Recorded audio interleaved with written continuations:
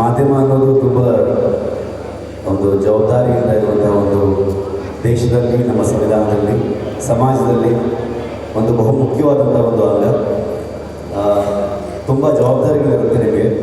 ಆ ಜವಾಬ್ದಾರಿ ಜೊತೆಗೆ ಇವತ್ತಿನ ಕಾಂಪಿಟೇಟಿವ್ ವರ್ಲ್ಡಲ್ಲಿ ಸಾವಿರಾರು ಚಾನಲ್ಗಳಾಗ್ಬೋದು, ಪತ್ರಿಕೆ ಆಗ್ಬೋದು, ಸೋಷಿಯಲ್ ಮೀಡಿಯಾ ಆಗ್ಬೋದು, ಆನ್ಲೈನ್ ಫೋಟೋಸ್ಗಳಾಗ್ಬೋದು, ಇವೆಲ್ಲವನ್ನ ಮೀರಿ ಇವತ್ತು ಒಂದು ಸುದ್ದಿಯನ್ನು ಜನರಿಗೆ ತಲುಪಿಸುವಂಥ ಕಾಂಪಿಟೇಷನ್ ಇರುತ್ತೆ. ಅಂಥ ನಿಟ್ಟಲ್ಲಿರುವಂತಹ ಒಂದು ಪರಿಸ್ಥಿತಿಯಲ್ಲಿ ಜವಾಬ್ದಾರಿಯನ್ನು ಮರಿದೆ ಜನರಿಗೆ ಒಳ್ಳೆಯ ಸುದ್ದಿಯನ್ನು ತಲುಪಿಸ್ತಾ, ಸಮಾಜದಲ್ಲಿರುವಂತಹ ನ್ಯಾಯ ಅನ್ಯಾಯಗಳಾಗ್ಬೋದು, ಸತ್ಯಾಸತ್ಯತೆಗಳಿರ್ಬೋದು, ಎಲ್ಲವನ್ನು ಜನರಿಗೆ ತಲುಪಿಸ್ತಾ, ನಿಮಗೆ ಒಂದು ಸಮಯದ ಬೌಂಡ್ರಿ ಇರೋಲ್ಲ, ಅದು ಹಗಲು ರಾತ್ರಿ ಇರೋಲ್ಲ. ಬ್ರೇಕಿಂಗ್ ನ್ಯೂಸ್ ಅದು ಎಷ್ಟೊಂದು ಬೇಕಾದ್ರೆ ಆಗ್ಬೋದು. ಸೊ ಎಲ್ಲಿ ಬ್ರೇಕ್ ಆದ್ರೂ ಫಸ್ಟ್ ಇರಬೇಕಾಗಿರೋದು ನೀವು. ಅಂಥ ಒಂದು ಸಿಚುವೇಶನಲ್ಲಿ ಕೆಲಸ ಮಾಡ್ತಿರ್ತೀರ. ತೋರಿಸ್ತಾರೆ, ತುಂಬ ಎಕ್ಸೈಟ್ಮೆಂಟ್ ಮಾಡ್ತಾರೆ. ಆದರೆ ಮಾಧ್ಯಮದಲ್ಲಿ ಇವತ್ತು ಜನರು ಯಾವಾಗಲೂ ಹೇಳ್ತಾ ಇರ್ತಾರೆ, ಜನ ಎಷ್ಟು ಬ್ಯುಸಿ ಇದ್ದಾರೆ ಅಂತಂದರೆ ಹೆಚ್ಚು ಸಮಯ ಅವರು ಫೋನಲ್ಲಿ ಕಳೀತಾ ಇರ್ತಾರೆ. ಎಲ್ಲರದ್ದು ಸ್ಕ್ರೀನ್ ಟೈಮ್ ನೀವೇ ಚೆಕ್ ಮಾಡ್ಕೊಂಡಿರುತ್ತೆ, ಮೋಸ್ಟ್ಲಿ ಒಂದು 4-5 ಅವರ್ಸ್ ಇರುತ್ತೆ. ಅಂಥದ್ರಲ್ಲಿ ಅವರಿಗೆ ಸುದ್ದಿಯನ್ನು ತಲುಪಿಸಬೇಕು, ಸಮಾಜದಲ್ಲಿ ಒಳ್ಳೆಯ ಕೆಲಸಗಳಿಗೆ ಅಥವಾ ಜನರಿಗೆ ಆಗಿರುವಂಥ ಅನ್ಯಾಯದ ವಿರುದ್ಧ ನಿಂತು ಜನರಿಗೆ ನ್ಯಾಯ ಸಿಗಿಸುವಂಥದ್ದು ಅಥವಾ ಸರ್ಕಾರದ ಗಮನವನ್ನು ಸೆಳೆಯುವಂಥದ್ದಾಗ್ಬೋದು, ಎಲ್ಲ ವಿಚಾರವನ್ನು ಅವರಿಗೆ ತಲುಪಿಸೋ ನಿಟ್ಟಲ್ಲಿ ಅದ್ಭುತ ಕೆಲಸಗಳನ್ನು ಮಾಡ್ಕೊಂಡು ಬರ್ತಾ ಇದ್ದಾರೆ.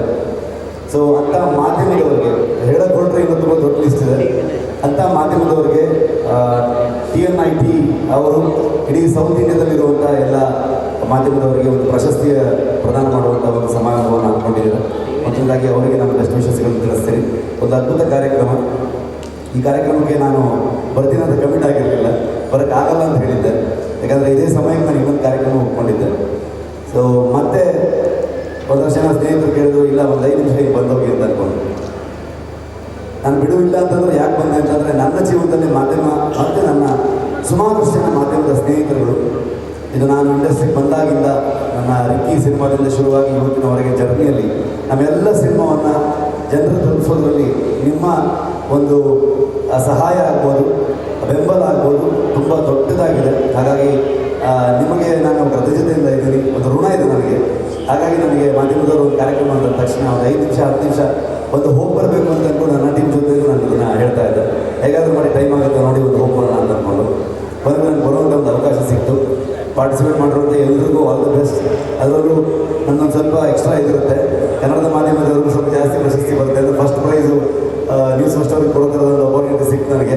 ಇನ್ನು ಹೆಚ್ಚೆಚ್ಚು ನಮ್ಮ ಮಾಧ್ಯಮದವರು ಸುಮಾರಷ್ಟು ಗೆಲ್ಲಿ ಅದೇ ಥರದಲ್ಲಿ ಅದ್ಭುತ ಕೆಲಸಗಳು ಮಾಡ್ತಿರುವಂಥ ಮಾಧ್ಯಮದ ರಿಪೋರ್ಟರ್ಸ್ಗಳಾಗ್ಬೋದು, ಕಾರ್ಯಕ್ರಮಗಳಾಗ್ಬೋದು, ಚಾನಲ್ಸ್ ಆಗ್ಬೋದು, ಗೆದ್ದವರಿಗೆ, ಪಾರ್ಟಿಸಿಪೇಟ್ ಮಾಡಿದವರಿಗೆ, ನೆರವೇರಿದಂಥ ಪ್ರತಿಯೊಬ್ಬರಿಗೂ ನನ್ನ ಕಡೆಯಿಂದ best wishes. Thank you so much. Thank you sir, thank you so much. ಅಲ್ಲೇ ಇರಬೇಕು. ಇದೀಗ ರಿಷಬ್ ಶೆಟ್ಟಿ ಸರ್ ಅವರನ್ನು ಗೌರವಿಸಬೇಕು ಅಂತ ಹೇಳಿ ದ ನ್ಯೂ ಇಂಡಿಯನ್ ಟೈಮ್ಸ್ ಇದರ CEO south Indian media awards 2024 ಪರವಾಗಿ ನಮ್ಮೆಲ್ಲರ ಪ್ರೀತಿಯ ರಿಷಬ್ ಶೆಟ್ಟಿ ಅವರಿಗೆ ಒಂದು ಪುಟ್ಟ ಗೌರವ.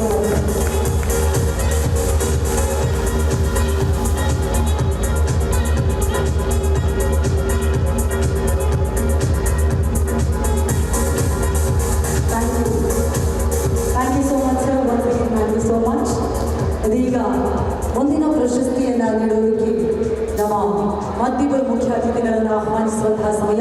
ಮೊದಲನೆಯದಾಗಿ ಸ್ವಾದಿಷ್ಟತೆಯ ಸ್ವಾದ, ತಾಜಾತನದ ಆಹ್ಲಾದ, ಉತ್ತಮ ಆರೋಗ್ಯ ಮತ್ತು ಹೆಚ್ಚಿನ ರೋಗ ನಿರೋಧಕ ಶಕ್ತಿಯ ವೃದ್ಧಿಗೆ ಈಗ ನಿಮಗೆ ಸಿಗುತ್ತಿದೆ ಉತ್ತಮ ಗುಣಮಟ್ಟದ ಪೌಷ್ಟಿಕಾಂಶ Shri Vaidik millet health mix. ಇದು ಸಿರಿಧಾನ್ಯಗಳ ಸಂಪತ್ತು.